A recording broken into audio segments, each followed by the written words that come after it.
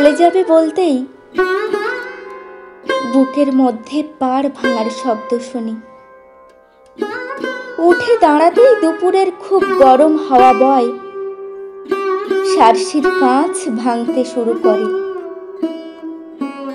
দরজা থেকে যখন এক পা বাড়াও, আমি দুই চোখে কিছুই দেখি না। এর নাম তোমার বিদায়।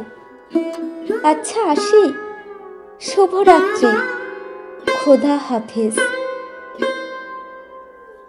তোমাকে আরেকটু বসতে বললেই তুমি যখন মাথা নেড়ে না না বলো, সঙ্গে সঙ্গে সব মাধবীলতার ঝোপ ভেঙে পড়ে।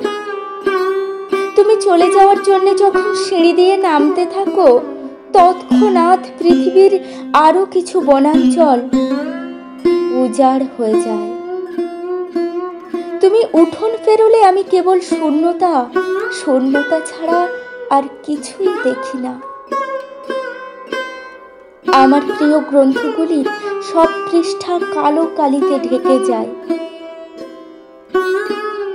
অথচ চোখের আড়াল অর্থ কতটুকু যাওয়া, কত দূর যাওয়া। হয়তো নীলক্ষেত থেকে বনানী, ঢাকা থেকে ফ্রাঙ্কফুর্ট। তবু তুমি চলে যাবে বলতেই বুকের মধ্যে মোচড় দিয়ে ওঠে। সেই থেকে অবিরাম কেবল পাড় ভাঙার শব্দ শুনি, পাতা ঝরার শব্দ শুনি, আর কিছুই শুনি না।